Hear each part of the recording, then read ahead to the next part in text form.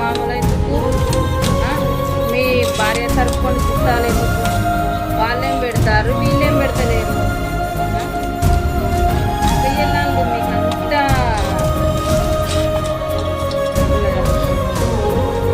ఏం పెడతలేరు మీకు అవి.